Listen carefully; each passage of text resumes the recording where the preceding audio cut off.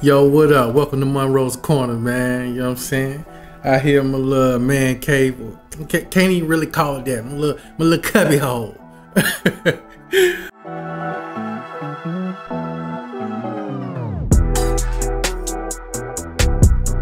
Yo, make sure you hit that like button, man. It helps towards the algorithm, man. You know what I'm saying? Hey, man, we're trying to get to 1,000 followers, man, so we can monetize this channel. All right, you know what I mean? So today we have George Carlin. George Carlin, You Have No Rights. Pops used to listen to George Carlin a lot, man. So you know, now that I'm reacting, I might as well jump into it. So yeah, make sure you like, make sure you subscribe though, for real. All right, let's get into it. Customs. Swearing on the Bible. Customs. Swearing on the Bible. You understand that shit?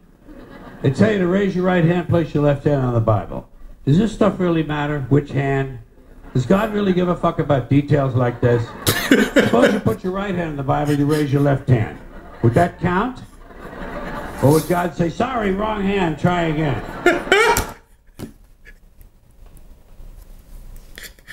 Hey, that's some real shit though. You know what I'm saying? Like, hey, I ain't never think about it like that. You know what I mean? Like if you do it with your left hand, is it just completely discredited?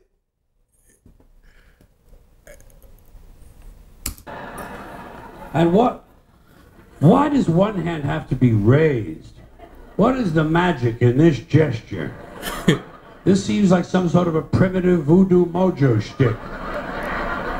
Why not put your left hand on the Bible, let your right hand hang down by your side? It's more natural. Or put it in your pocket. Remember what your mother used to say? Don't put your hands in your pockets. Does she know something we don't know? Is this hand shit really important? Well, let's get back to the Bible, America's favorite national theatrical prop. Suppose the Bible they hand you to swear on is upside down, or backward, or both, and you swear to tell the truth on an upside down backward Bible. Would that count?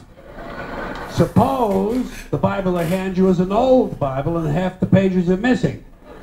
Suppose all they have is a Chinese Bible in an American court, or a Braille Bible and you're not blind.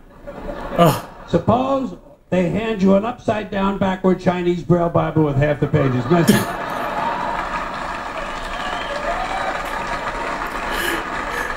He's a genius. At what point does all of this stuff just break down and become just a lot of stupid shit that somebody made up? They fucking made it up, folks. It's make-believe. It's make-believe. Now, all right. Okay. Let's leave the Bible aside. We'll get back to the science fiction reading later. The more important question is... He said, let's put the Bible down and get back to the science fiction reading later. Yo, that was a bar. That was a bar. Okay. Somebody need to just drop the beat. Fiction reading later. The more important question is, what is the big deal about swearing to God in the first place? Why does swearing to God mean you're going to tell the truth? Wouldn't affect me. If they said to me, you swear to tell the truth, the whole truth, and nothing but the truth, so help you God, I'd say, yeah. I'll tell you about as much truth as the people who wrote that fucking Bible. How do you like that? Huh?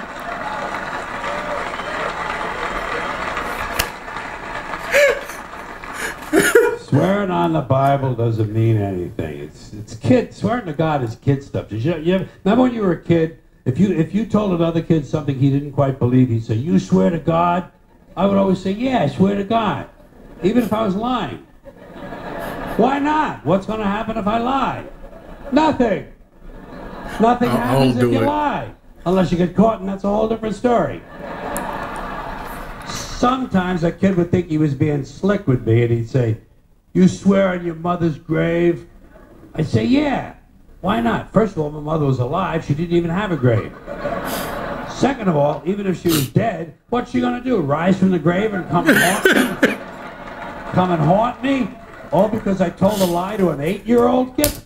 Yo, I always, that's something that I always just be like, you like put that on such and such, you put that on such and such grade, and it's like what are the, you know what I'm saying, ramifications of that? Like what are the, you know what I'm saying, what are the consequences for that? You know what I'm saying? Because they're already gone, they're already dead. like you said, what they gonna do? Come rise up and haunt you? You're supposed to put that on somebody that's living. That's how it's supposed to work. Come and haunt me? All because I told a lie to an 8-year-old? Get fucking real, will ya?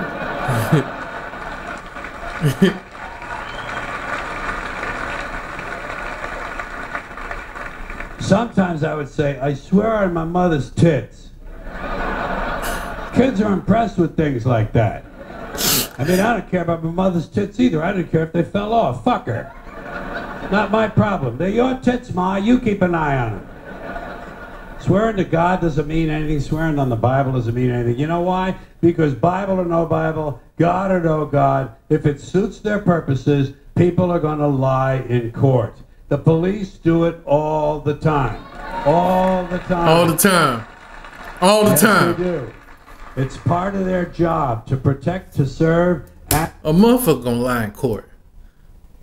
You gonna lie in court, but your life on the line, you gonna lie. You gonna swear on everything. And to commit perjury whenever it supports the state's case. Swearing on the Bible is just one more way of controlling people and keeping them in line, and it's one more thing that holds us back as a species. Here's one more item for you, the last in our civics book, rights. Boy, everyone in this country's always running around yammering about their fucking rights. I have a right, you have no right, we have a right, they don't have a right. Folks, I hate to spoil your fun, but there's no such thing as rights, okay? They're imaginary. We made them up, like the boogeyman. The Three Little Pigs, Pinocchio, Mother Goose, shit like that.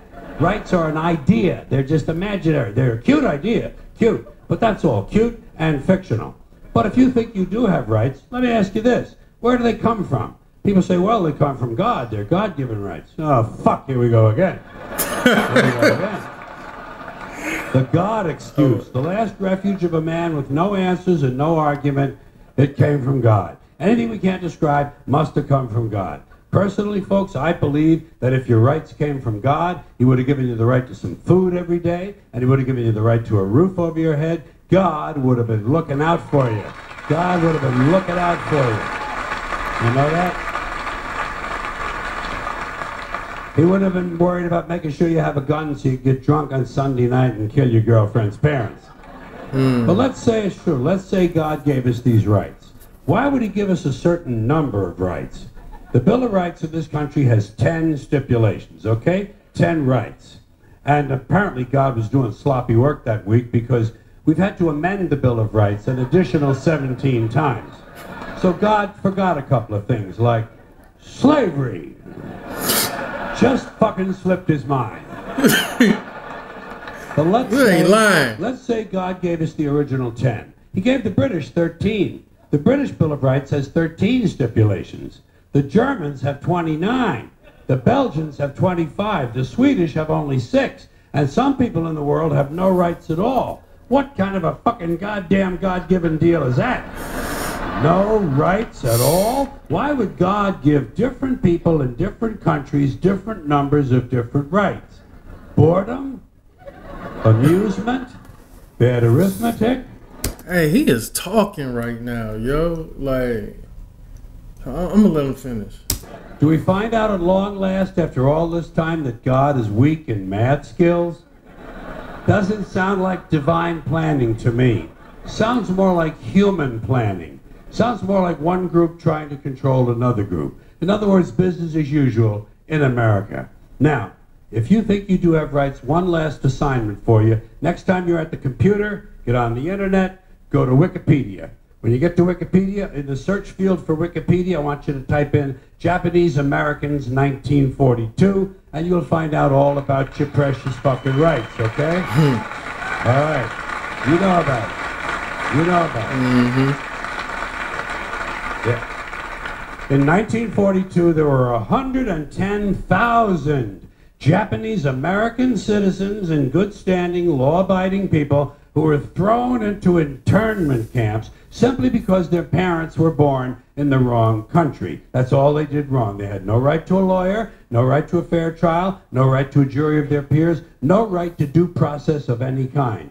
The only right they had, right this way, into the internment camps. Just when these American citizens needed their rights the most, their government took them away.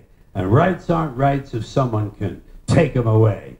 They're privileges. That's all we've ever had in this country is a bill of temporary privileges. And if you read the news even badly, you know that every year the list gets shorter and shorter and shorter. You see what I'm saying? Yo, and like that's real shit for shit like look at today's age, you know what I'm saying? Like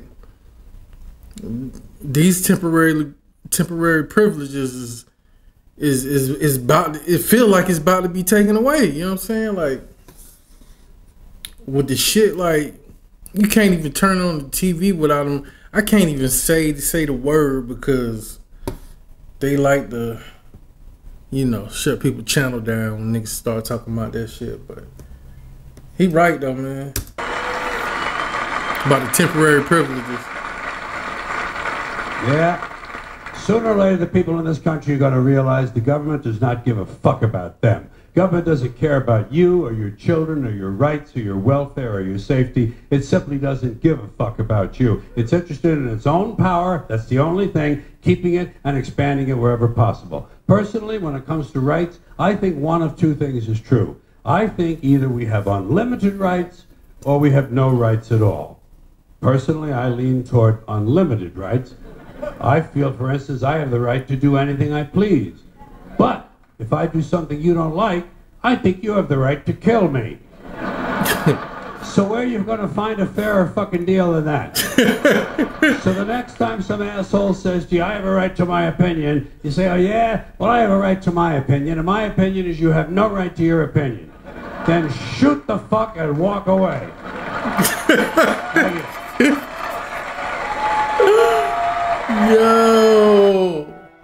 Yo, that's genius.